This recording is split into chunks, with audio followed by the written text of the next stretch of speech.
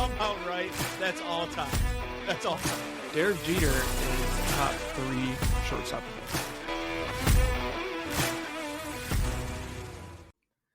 Good morning, good afternoon, good evening, whenever you're listening to this. This is Tanks and Tutties, presented to you by Tubbs and Franke.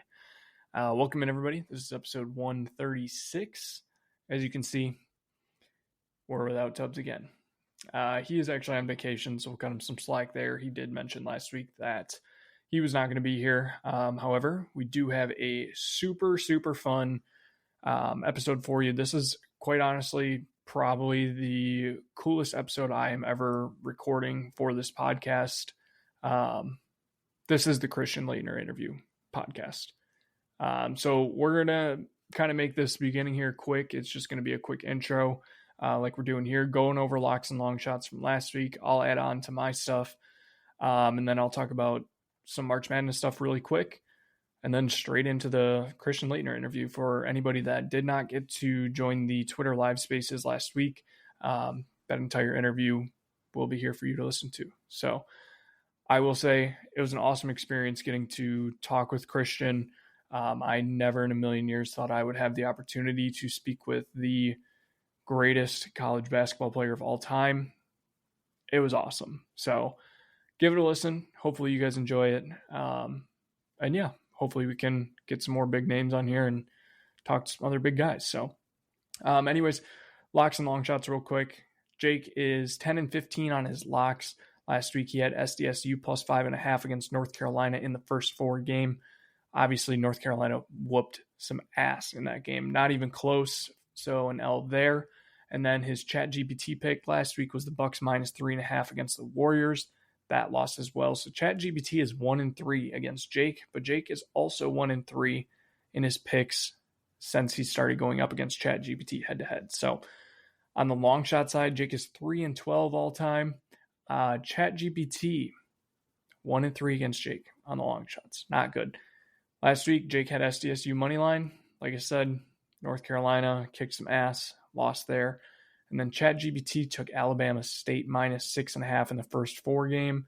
That was also a loss. I think they won by 2. So my locks, I am 13-12. Last week, I had UNC minus 4.5 in the first 4 game. That was a dub. We had McNeese plus 7.5 versus Clemson in the first round. That was a dub. They won outright.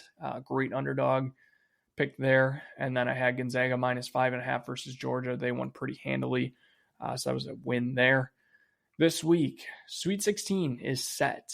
I'm going Duke minus 9.5 against Arizona. I just think Duke is quite possibly going to win this tournament single-handedly, very easily. Cooper Flagg looks amazing. Their entire team looks fantastic. And Arizona just hasn't, I don't know, they don't stand out to me yet. So Duke minus 9.5 against Arizona. And then taking the homer pick, Tennessee, Rocky Top, go Vols, versus Kentucky. I think I did that right. Vols? I don't know. Minus 3.5 against Kentucky. Hard to beat a team 3 times. Kentucky's beat us twice this year. Tennessee's looking for a bounce back. Tennessee, I personally think has looked better. Maybe that's the homer in me. I'm not sure, but it's whatever. Long shots, 4-31. Yep, 4-31. I say it every week. A lot of golf picks. You win some, you lose some. Although last week I did have a rough week. 0-3. I had Wisconsin to the Final Four. Obviously, they lost to BYU. I had Big East, the conference, one of the Big East teams to win the national championship. Obviously, we lost Xavier, we lost UConn, and then we lost St. John. So all 3 of the Big East teams are out before we even make it to the Sweet 16. All there. And then we had Texas money line in the first 4 against Xavier. Xavier ended up winning that, so lost there. 0-3. Still open. We have the Florida Future plus 380. Honestly, not looking bad. They've got Maryland in the Sweet 16, and then they have the winner of Texas Tech and Arkansas if they advance there in the Elite 8. So I don't hate it. Honestly, a decent draw here for the rest of their region. It'll be the Final Four in the championship that really tests them. So this week, I am taking 2 underdog money lines for college basketball. We'll take BYU money line plus 190 against Alabama. I unfortunately have to root for the Mormons now. And then I will take Arkansas money line plus 200 against Texas Tech. This is strictly for Coach Cal. I like Coach Cal, like what he's done over there at Arkansas so far this year. And it's a fun little underdog story. Never thought I'd say Coach Cal was an underdog, but fun story to root for. So Arkansas money line plus 200. Speaking of March Madness, a little summary real quick. This is quite possibly the most boring March Madness we've had so far, at least in my lifetime. It's been very chalky. The first round was nothing but chalk. We had, I think, 2 upsets, and it was New Mexico over Marquette as a 10-7, which wasn't really even an upset. McNeese over Clemson as a 5-12 was a decent upset. And then Colorado State being the other 12-5, but Colorado State was actually favored, so I'm not sure you can consider that really an upset. Other than that, everything else was pretty chalk. I guess Arkansas beating Kansas, but Kansas isn't good, so that wasn't that big of an upset. I don't know. I mean, it is what it is. It's been boring. On the bright side, it is setting up for some intense final rounds. I mean, you have all chalk, so you have the best of the best. We have the potential for Auburn, MSU, Florida, and Texas Tech or Arkansas, I guess, would be good. Houston and Tennessee, Houston and Kentucky, Duke and Alabama, like those would all be some great games. And then you look at the championships, you still have all the 1 seeds alive. You have 3 of the 4 2 seeds alive. 2 of the 3 seeds alive, so top heavy. And I mentioned that. I said it was going to be very top heavy going into this, and that's exactly what it was. Now, obviously, my brackets, I did not follow that. I picked all of the wrong upsets because there wasn't upsets at all.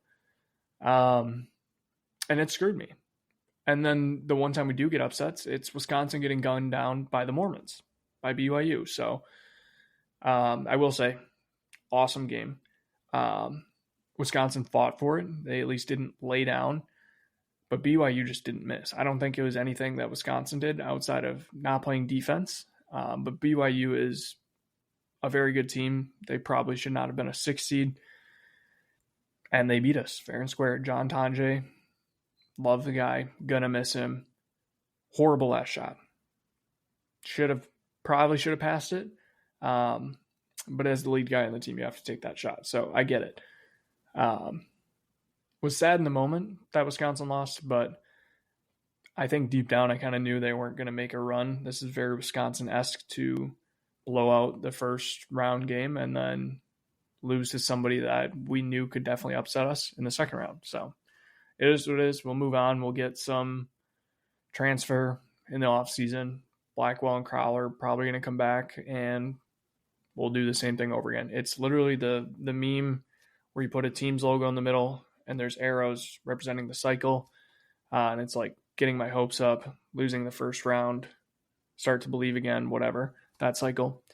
That's Wisconsin every year. It is get some fifth-year senior transfer, be projected to finish last in the Big Ten or bottom whatever in the Big Ten, win some games, get ranked in the tournament as like a top 4 seed, lose in the second round. And then same cycle over again. But for Jake, fortunately, Michigan is still alive. I'm not sure how. I guess they just got hot during the Big Ten tournament. It's carried over. They're probably going to get their ass kicked by Auburn. Go Tigers. I don't care. I hope Michigan gets bounced soon. So I think that's pretty much it. I'm very much looking forward to this weekend's matchups. I think BYU-Bama is going to be awesome.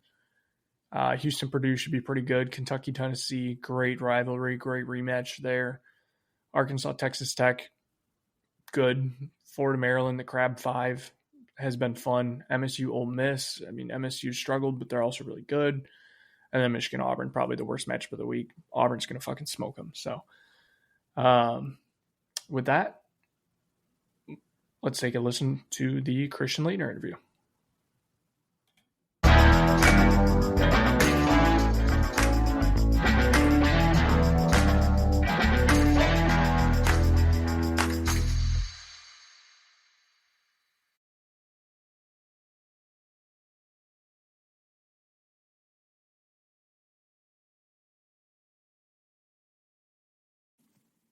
And Austin, are you good to talk as well? Yep. Can you guys hear me? Absolutely. And then I just Perfect. invited Christian to speak as well. Christian, are you good to talk as well? You might have your mic off, Christian, because I can see that you accepted it. Just make sure you turn your mic on. Okay, Chef, how's that? That's perfect. We can all hear you. Great to have you in here, man. I got to put my camera on too, right? Yes, you should just have a toggle button right back to the mic, and we can all see you as well. Okay, there you go. I'm sorry about the lighting, but that's the best we can do. It's all good, man. Great to have you in here. Awesome. So I'll go ahead and just introduce everybody. So if you don't know, this is Christian Laettner, March Madness GOAT, greatest NCAA player of all time, Duke legend. We are thrilled to have you in here, Christian. It really is a pleasure. I'm going to turn things over to our interviewer. His name's Austin. Austin's from Tanks and Tutties. Great guy as well. So we're really looking forward to this, and let's go ahead and just get the ball rolling, guys. So, Austin, the floor is yours. And Christian, just thank you again for being in here, man. My pleasure. All right. Well, while he's getting connected, I'll go ahead and just get the conversation started, Christian. So, again, great to have you in here. We want to start out by talking just a little bit about your background with some Duke questions, if you're cool with that. So, first question we want to ask you guys from the group. This is a group question. We know you grew up in New York and you attended private school there. Can you tell us a little bit about your time in high school and just how you became a top recruit, being recruited by every college out in the nation? Yes, I was lucky enough to go to the Nichols School in Buffalo, New York. Just a great academic high school, even though I lived 40 minutes away in Angola, New York. And Nichols also had good basketball and a very good coach, my high school coach, Jim Kramer. And I learned a lot, and I played with some good players like the Turgalski brothers. They were my point guards. And went to a lot of camps in the summertime, like the 5-star camp in Pittsburgh, Pennsylvania, and got lots of exposure there. Back then, when I was in high school, if you went to the 5-star camp in Pittsburgh, there would be like 300 college coaches there. So everyone saw you. That was the exposure thing to do. And I started to get recruited, after my freshman, sophomore year in high school, something like that. And one of my first letters was from St. Bonaventure, which is just like maybe 2 hours away from my home in Angola. And that's how the process started. And my basketball coach, Jim Kramer, was also the college guidance counselor. So it was very easy for him to fit into the role of helping me through the recruiting process.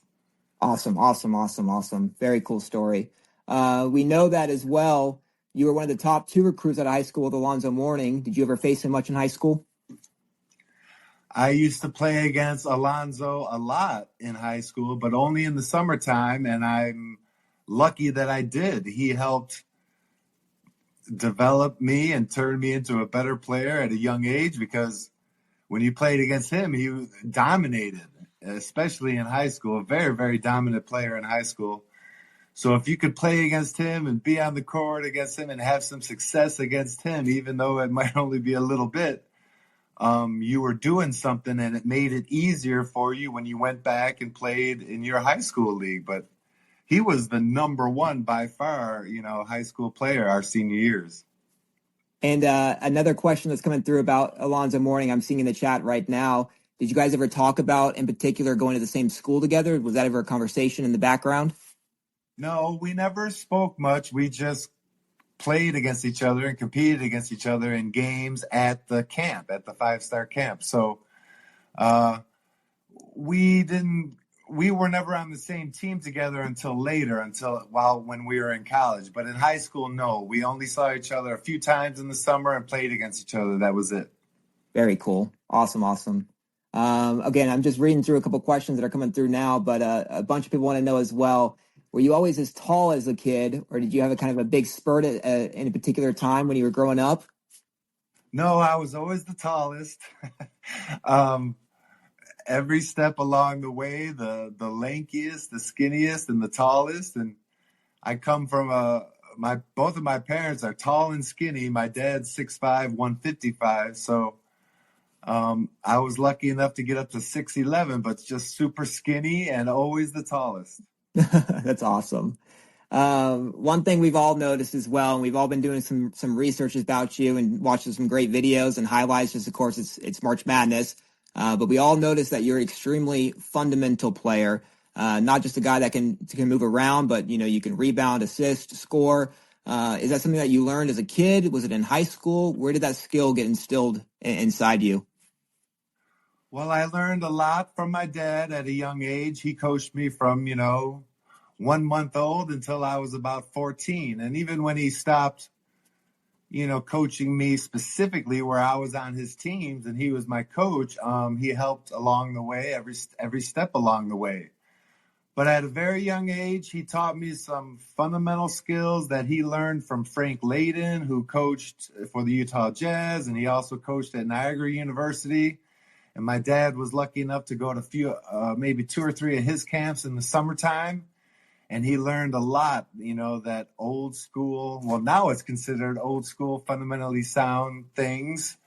But this was in the late 70s and early 80s where he was coaching me, and he taught me all that good stuff. All play off 2 feet, catch the ball and face, and don't dribble right away, and always be ready to pass, look to pass, stuff like that. Awesome. In regards to this as well, how was your high school career? We all know that you're famous for, your shot, of course, but did you have any of those quote unquote shots when you were in high school? Did you guys win some state championships? Tell us a little bit about that. I did have a buzzer beater in high school. It was my college year. It was my senior year, and we were down in Florida, in Boca Raton, Florida. I don't exactly remember the name of maybe the Beach Ball Classic or something. So we drove down from Buffalo to Florida, Boca Raton, and it was my senior year, and my 2 best buddies in the world, Jake and Kev, are on the team, and we're playing in the tournament, and one of the games comes down to it's tied or we're down 1, and we had a videographer, okay? His name was Barry. And he was the one that taped the games. So there's 3 seconds left. We run a nice out of bounds play underneath out of bounds, our own hoop, with 3 seconds left. And I get the ball and I throw up a bank shot and it goes in, and we're all going crazy celebrating. It's a buzzer beater. We win the game. Well, Barry got so excited that as I went to shoot, he jumped up and hit the camera. So you can't even really see it. The camera kind of moves off frame, maybe 10 degrees, and you can't see the whole play. So it was so funny, and it's something I'll never forget. And the videographer got so excited that he bumped the camera, and you can't even really see the play. So I did hit one buzzer beater at least in high school. And my high school career was awesome. I was lucky enough to play with some really fundamentally sound guards, the Torgalski brothers. They were coached by their father, who was a very good coach. And I was lucky enough to play with them, and they loved to pass the ball. And all I had to learn to do was to play like a big man, which was, in high school, I was 6'9", 6'10", 6'11", those 4 years. So I just had to learn to play like a big man, which was around the bucket, near the bucket, being big, being tall, being long, catch the ball, lay it in, catch it and dunk it. Don't dribble too much. Give it to the guards, let them handle the ball. And we had a lot of fun in high school and a lot of success. I did win 2 state championships my first 2 freshman, sophomore year, because those brothers were on the team and they were a big part of why we were successful. Man, that's a really cool story. I think we all really appreciate that. And we're also going to ask you for the video. I'm sure a bunch of comments are going to come through that we need to see that tape. It's out there somewhere. I've seen it. My high school coach, as a present a few years ago, he gave me all my high school games on one VHS. So this was probably 10, 15 years ago when VHS was still around. For sure. And he gave me that highlight reel, and on that reel was that thing where the videographer screwed up. So it's somewhere. It's out in the ethos somewhere. I'm sure we got some detectives looking for it already, so we'll probably find it and be able to tag you in it as well. That's really, really awesome, Christian. So on the same lines of this, when you graduated out of high school at Nichols, were you planning on going to Duke all along, or did you have interest in other schools, or kind of talk about that process? Well, I had three main schools that I was thinking about. Those three were the only official visits I took. So that was Virginia, Carolina, and Duke. So all three ACC schools. I just love the ACC. I thought it was by far the best basketball in the country. You got to remember 82, 83, 84, right when I'm, 14, 15, 16 years old. Excuse me. It was the Ralph Sampson era at Virginia. So like UVA was always on the TV, especially in March Madness and tournaments. And I was watching Ralph Sampson in the ACC and Michael Jordan and James Worthy and all these other really good players. And then maybe a year or two after that, it was the Big East with Patrick Ewing and his run at Georgetown. So I just thought the ACC was more my type of basketball. I thought it was a good fit in terms of my skills and my game and stuff like that. And I really liked Duke because Coach K let his big men play inside and out. And I was starting to develop some outside skills and shooting, outside shooting skills and a little more ball handling. So I thought I could do that in the ACC. So those were the only three schools I visited, and Carolina was really close. But a lot of players, Vince Carter, Grant Hill, if they didn't go to Duke or Carolina, they would have went to the other schools. So Yep.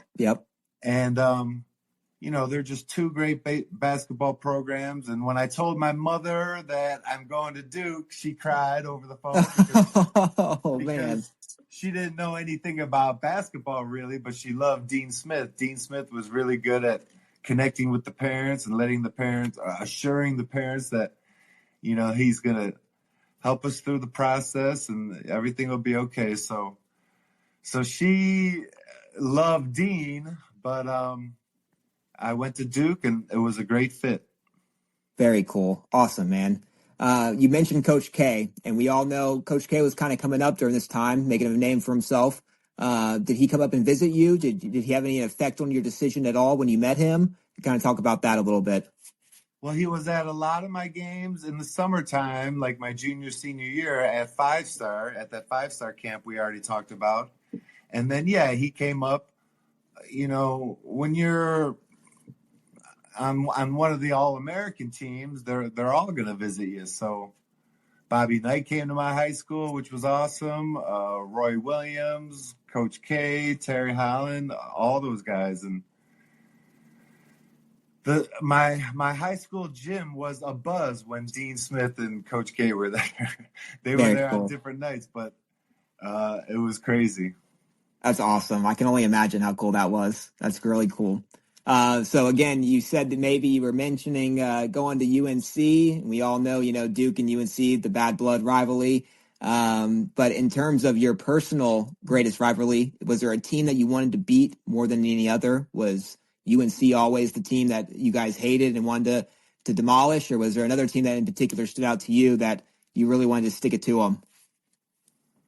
Well, of course, UNC, there's just some type of vitriol that gets put on the game, even if it's not really between the players. And the players kind of know each other,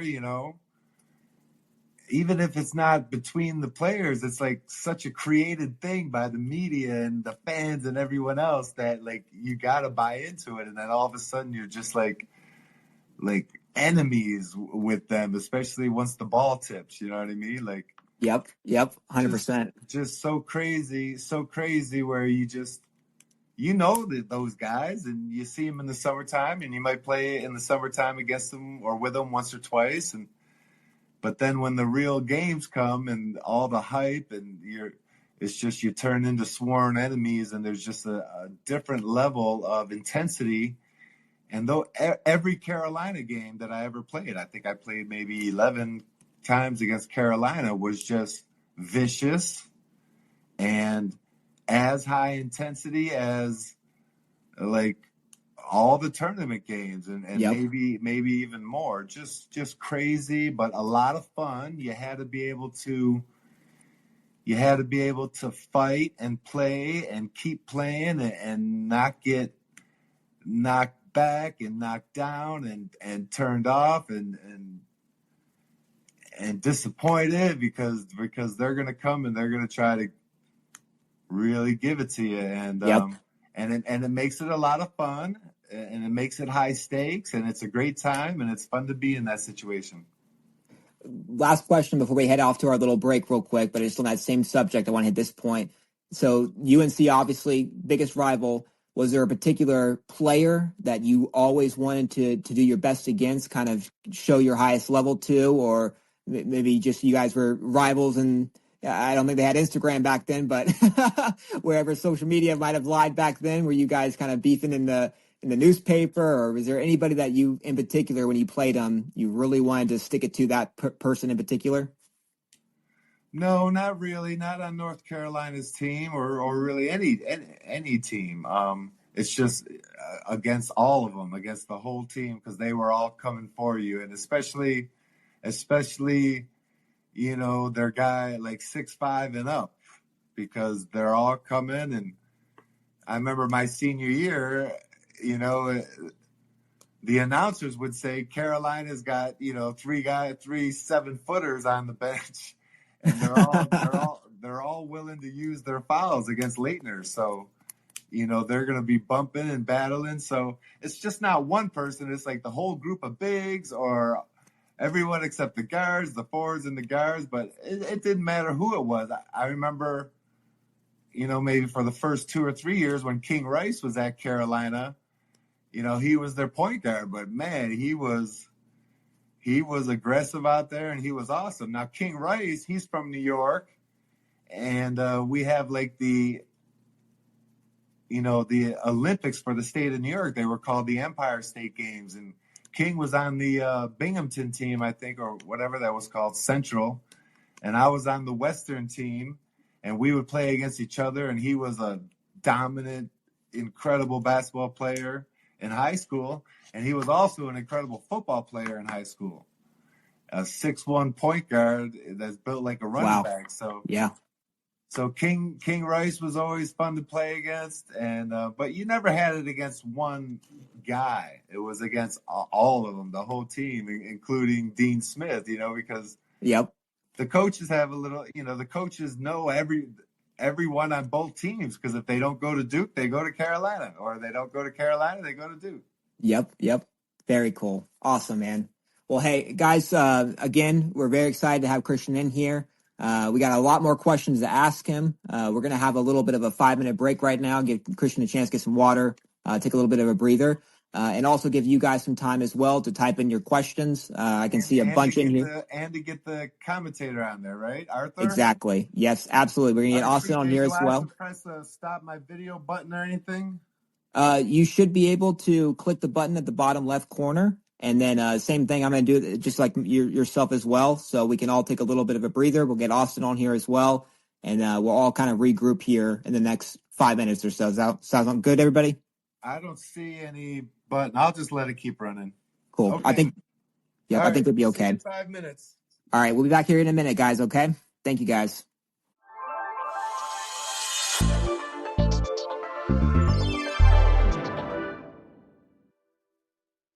All right.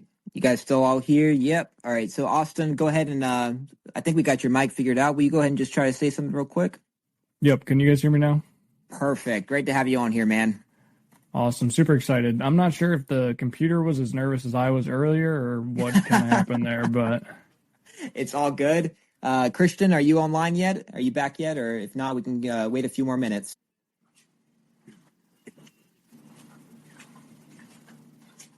Christian, you back online with us?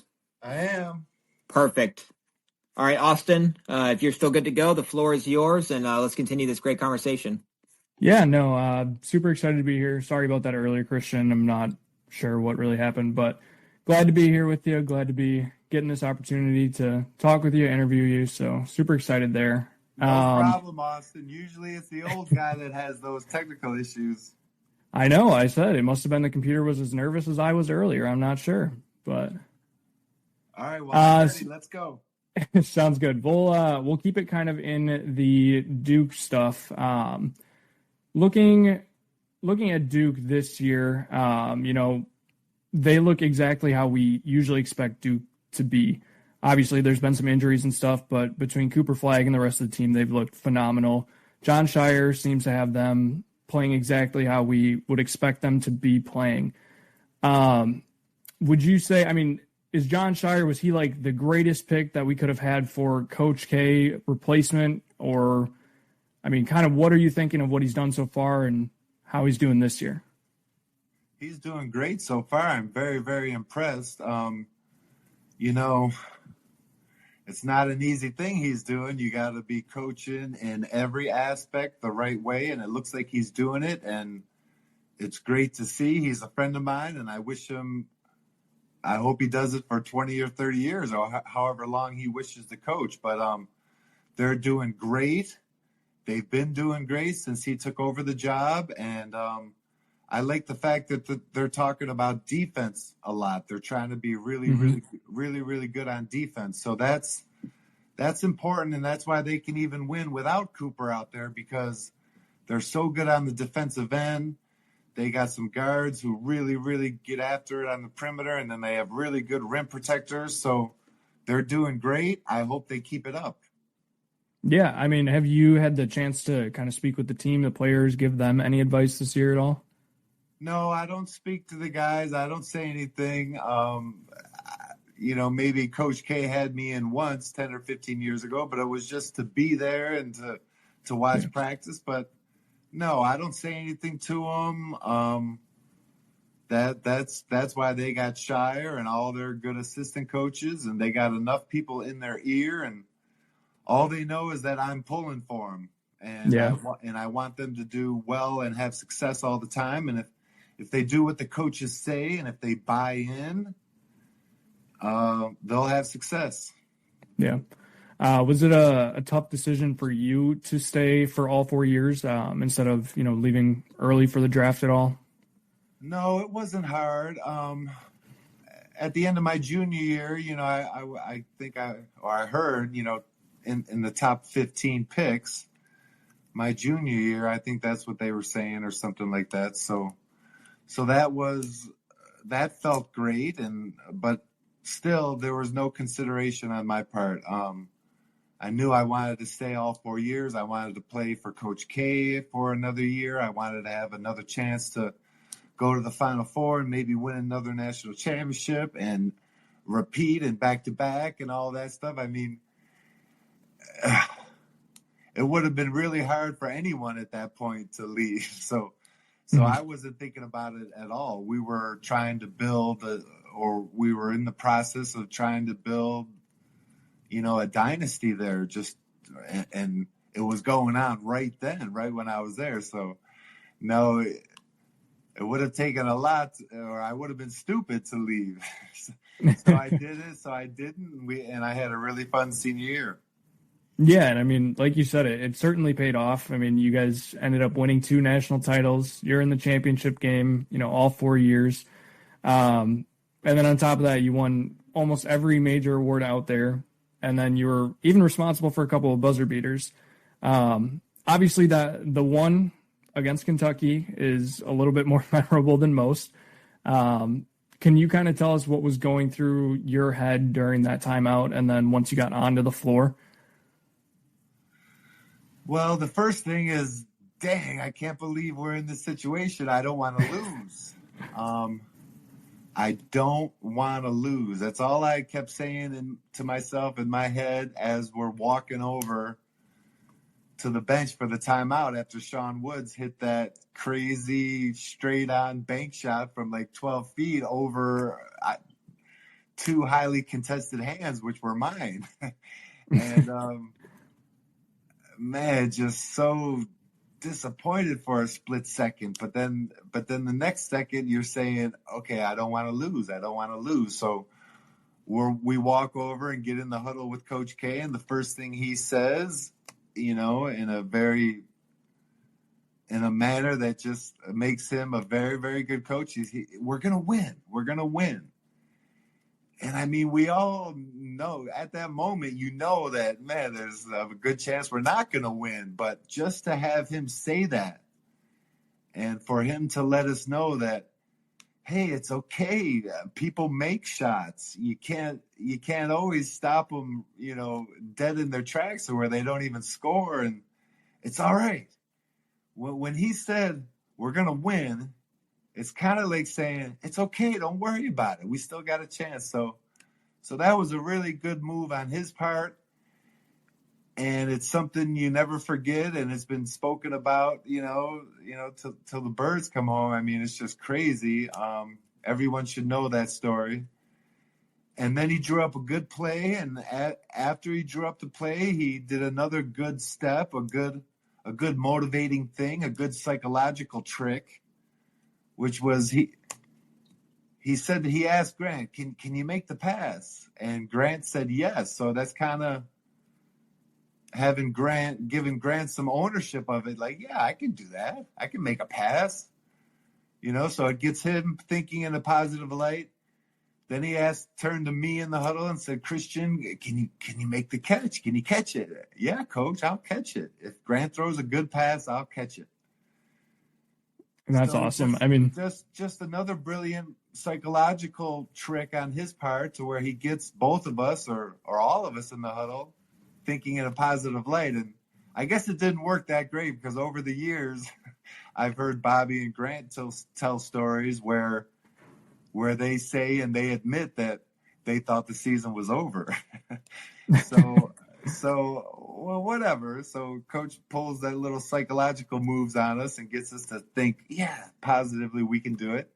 And then we just got to go out there and run the play. And we ran the play maybe 2 weeks earlier in Wake Forest, and we lost that game because Grant's final pass kind of took me out of bounds. And the play was called home run. So we just practiced the home run play for 2 weeks in practice. We knew we would need it again. And lo and behold, there we are 2 weeks later, needing it against Kentucky, down 1 with, 2.1 seconds left. That is awesome. Speaking of Coach K too, I think personally he's probably top 2, probably not 2 greatest coaches of all time in college basketball. Was he kind of the deciding factor that pulled you in on Duke? Just kind of seeing, I guess at that point, I'm not exactly sure how many years he'd been there at that point, but yeah, at the last, the last thought before you make a decision is yes, yeah, Coach K is there too, and Coach K is really good, and I also like the fact that they had not gotten to the promised land yet. Before I signed out of high school, they still hadn't won a championship. They had gotten close. They had gotten to the Final Four in 85, 86 with the Johnny Dawkins team. So they hadn't gotten to the promised land yet. And Carolina had already won a championship or 2 or 3 at that point. So I liked that Coach K was there, and he was so young, and he was so good, and he was so up and coming. And then I also liked that they hadn't been to the promised land yet, and maybe I can change that a little bit.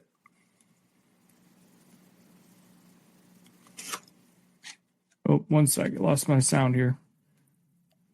I hear you now, Austin.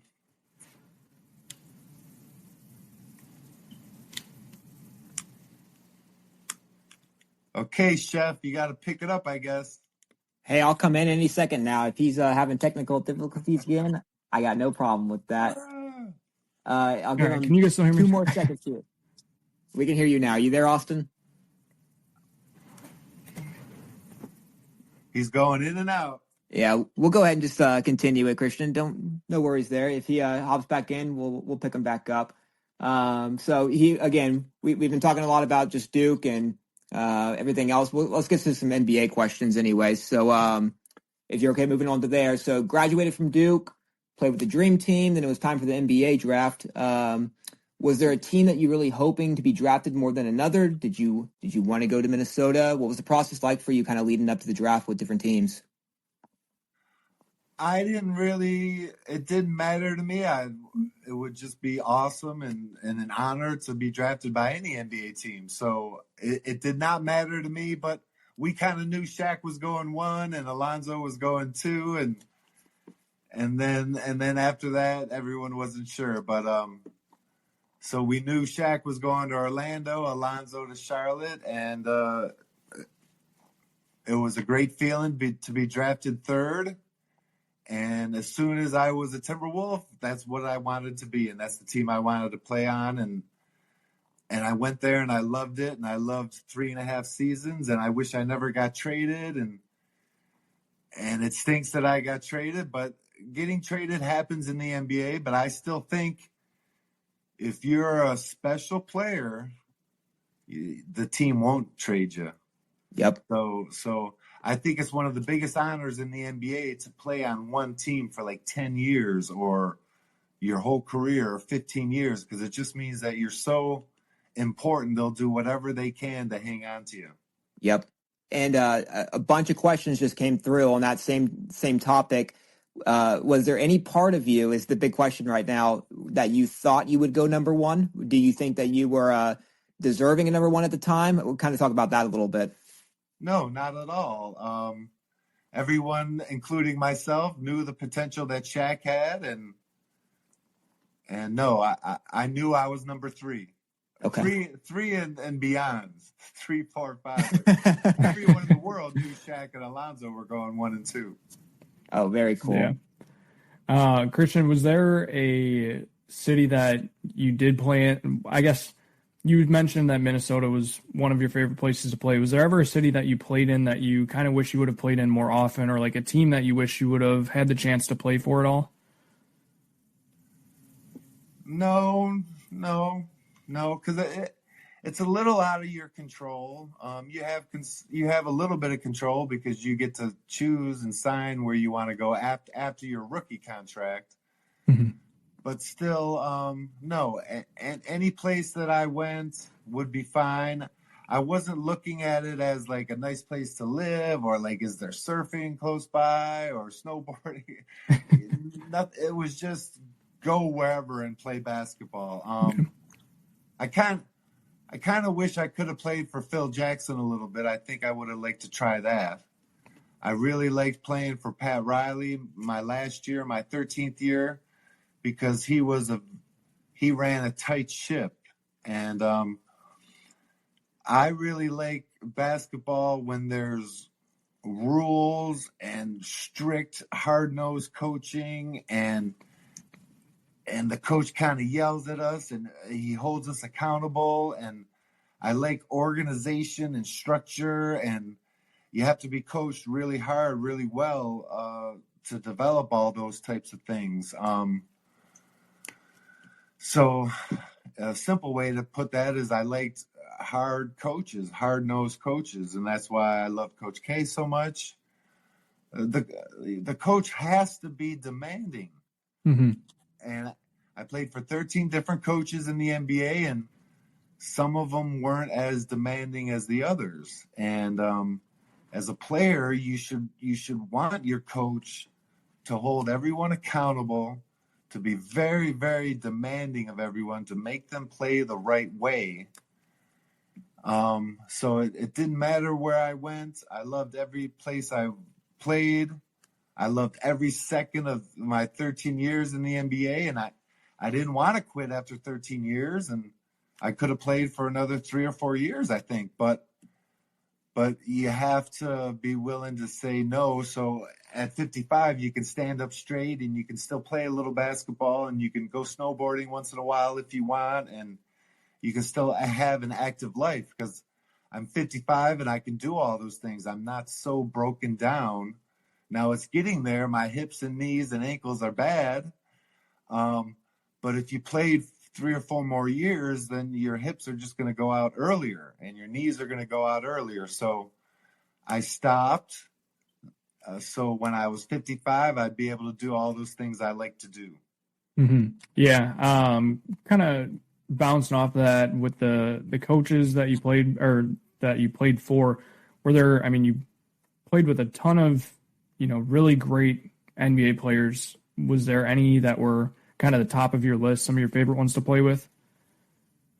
Well, I played with Kevin Garnett for like 3.5 months, and we all just knew that he was going to be a huge factor pretty soon and for a long time. So seeing Kevin Garnett, like his first 3 months in the NBA was incredible. Even though he's one of the reasons I got traded, because he was just so good. He had to get on the court and play, and then he went on to be a Hall of Fame player. So that was a lot of fun. Man, I played with Dikembe Mutombo, which allowed me to play the 4-man, the power forward, which is more suited for my game in the NBA. I played a lot of center in the NBA, but I preferred to have one guy that was bigger than me out there, so I could play the power forward. And so it was really fun playing with Dikembe, rest his soul. It was fun playing with Mookie Blaylock and everyone on the Wizards, and I was around Dirk Nowitzki and Steve Nash for a few months on the Mavericks one year, and that was very interesting and a lot of fun because they were just kind of coming up too and making a name for themselves. So like I already said, every moment, every second, everything about the NBA was just the greatest. That's awesome. We also got some questions in here about some of the Dream Team, which kind of leads in perfectly after talking about, all those legends that you did get to play with. I guess just kind of sum up that experience. What was it like? How did you find out that you were getting to play on the Dream Team, especially being, still in college and playing with looking back now, some of the greatest players to ever play in the NBA? Excuse me. Well, actually, I was in Myrtle Beach when I found out that I got selected because when Duke finishes up their classes and your final exams in April, probably like April 10th or something like that, when school's over, all the students go down to Myrtle Beach for like the weekend to celebrate. So I'm down at Myrtle Beach.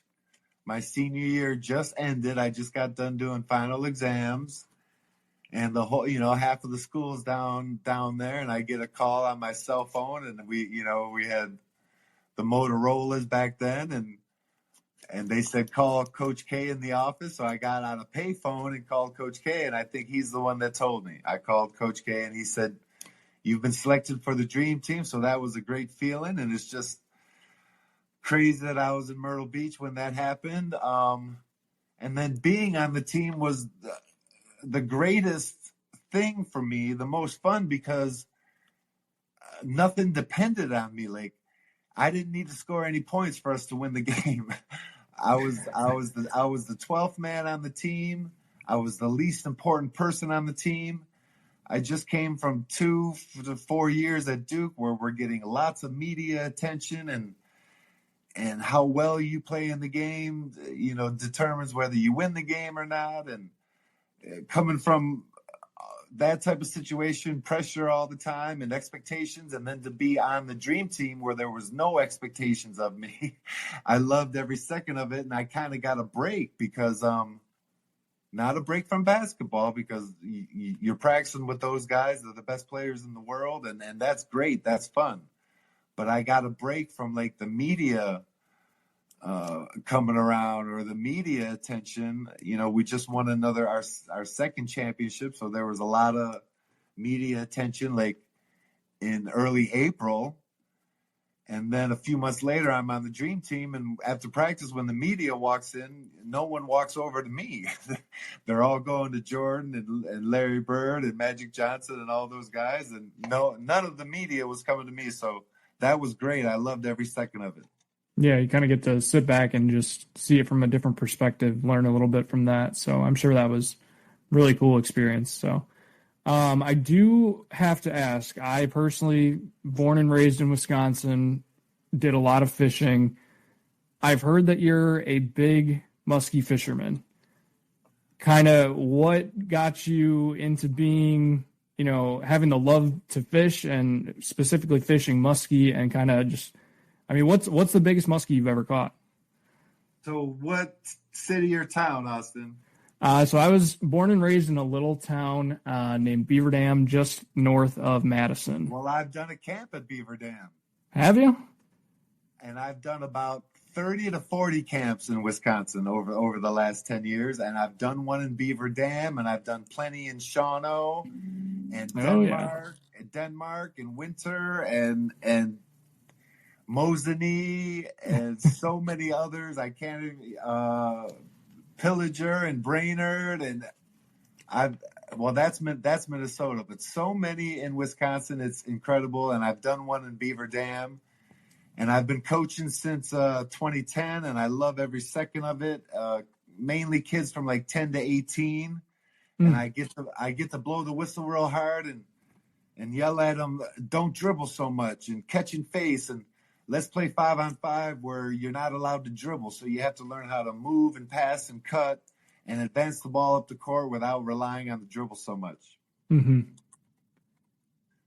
So that's what awesome. Was your question? What was Sorry. Your question? I just kind of wanted to ask you about muskie fishing, how you kind of came to love muskie fishing, Well, and how could I forget about that, Austin? Well, how that started was my strength coach for the Timberwolves. His name is Saul Brandis. Okay. We were very tight and close for the 3.5 years I was on the Timberwolves because I had to lift hard. Do you understand? Mm-hmm. I mean, he was the strength coach of the Timberwolves, and I had to be dedicated to him because I had to get stronger and I had to put on weight and put on mass. So I was lifting with that guy all year long, all summer long. And for the first 3 years, sometimes after we were done lifting, we would go play golf.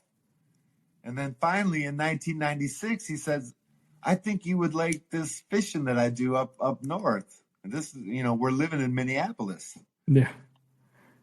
And I'm like, oh, yeah, I love fishing. Let's go. So that was the first time, probably in August of 96, where he took me up to the Lake of the Woods and showed me muskie fishing up there. And then I went again in early June, where you can also do the smallmouth bite and the walleye bite, where they're up shallow on the rocks and stuff like that. So, and it's not just muskie fishing. It's kind of like the Lake of the Woods and those types of lakes up in Canada. I just love that type of fishing up there. I love standing up and casting all day long for fish up on the rocks. And that season where you can catch the smallmouth and the walleye, that only lasts for a month. So the rest of the year they go in deep water, and I don't like jigging as much. So then we got to move to muskie fishing, where you're standing up casting all day long for a really big fish, which is fun to catch, and I just love it. That's awesome. I'm actually going to turn it over here to Chef. I know he's got a couple things. Christian, I do want to thank you, though. It was awesome having you. Awesome getting the chance to talk with you a little bit. And yeah, I'll hand it off to Chef here for a second. Okay, Austin. Thanks a lot. Austin, I appreciate you, man. That was awesome, and really enjoyed all those questions. I know everybody else did as well. I just want to make sure, Christian, for a good lead-in for you as well, if you could have some camps coming up, you want to talk about those real quick, or just anything personal you got going on right now? Well, I got one camp this winter in Buffalo, New York, at my high school, the Nichols School, and doing that again probably for like the 8th or 10th year in a row, and I love doing it, and I get to go up and hang out in Buffalo and Angola, where I grew up, for a week straight, and teach kids basketball, kids from the Buffalo area. A lot of Nichols students and basketball players come to the camp, so that's great. And I get to see my old high school and some of my old teachers and eat all the food that I love up there, like the pizza and the wings, the famous Buffalo wings and tacos and peanut donuts. And I gain 10 pounds every week that I'm there, because I'm eating all the good food, but I'm seeing my dad and my relatives and my best friends, and I just love every second of it. So I've been doing that camp every year for the last few years. I was able to take my son up there, so he got to see like where I grew up a lot for like 4 or 5 years straight. And then I might do another camp in Wisconsin. I did a camp in Denmark, Wisconsin last year, and I got some options this year. I just got to get on the phone and talk to the coaches and make it happen. Very cool. Well, for everybody who's listening, I'll go ahead and say, as someone who's been a part of some of these camps before in my past, They're an awesome time, and not only that, but just the amount of knowledge that you learn from Christian. It's no comparison. He really is the goat of the game. So, just again, as somebody who's been a part of these for my childhood, if you haven't signed up for a camp or you'd like to learn some skills like that, definitely check it out for and Christian, if you want to send me over a link or something like that, I'd be happy to post it as well and just help you out. It's Laettnercamps.com. Awesome. Laettnercamps.com. I'll go ahead and tweet that out as well, just for everybody. And then again, just before we wrap it up here, I know you got to get going pretty soon, Christian, but are you able to maybe take 5 minutes for some questions? I know there's a few people in the chat right now who'd love to talk with you. Yes, go ahead. Awesome. Let me go ahead and just, if you have a question, there should be an invite to speak button. And I'm going to go ahead and just invite a couple of people who I'd love to hear from as well. So, Jared, if you're listening right now, I'm inviting you to speak. If you'd like to go ahead and hop on there if you have a question. Purdy, same thing. I'll invite you to speak. And again, no pressure, guys. But again, only a once in a lifetime opportunity to get to talk with the GOAT. So if you have a question, get it in now. Did you say you don't want me to tell who I got winning it, or I can't? So I won't disclose who I chose. Okay. Well, I can't give you that advice either. But I've seen Florida play a few times. There's been times when Auburn has looked by far like the best team this year. And then there's been times where Florida looks like they're by far the best team. And Florida's got some big people, and that's a different maker. In the NBA, you can get by with maybe just one big, because everyone's so good at the 3-point line now that they rely on that a lot, and they use it more. And they rightly should, because they're better shooters than college players. So the college teams that have two big guys, or 2 or 3 big guys that they can cycle in there, look at Creighton. They've had that one big guy for a long time, and it seems like they go deep every year in the tournament because of that one big force, that 7-2 guy. That 7-2 guy. And Connecticut had like 7-footers, last year, and two or 3 years last. And then Florida's got some bigs. So there's been times when Florida looks great this year, and then Duke's doing good too. And Duke's got bigs also. They got the one big that's been playing good all year, and then they got another kid that's coming in and starting to spell him and do pretty good. All right. Well, Christian, we just want to thank you again for taking your time to be in here with us tonight. And it really does mean the world to all of us. I know I enjoyed it more than anything. And I know from the comments I'm seeing already that everybody else did as well. So we appreciate you being in here with us. And we're very excited to play against you as well. So we hope that you come out prepared with those picks, because we got some very educated sports bettors inside here. So we're all excited to see how we can do competing against the GOAT. Okay, Chef. Thanks a lot. You guys have a good night. You as well, man. Thank you again.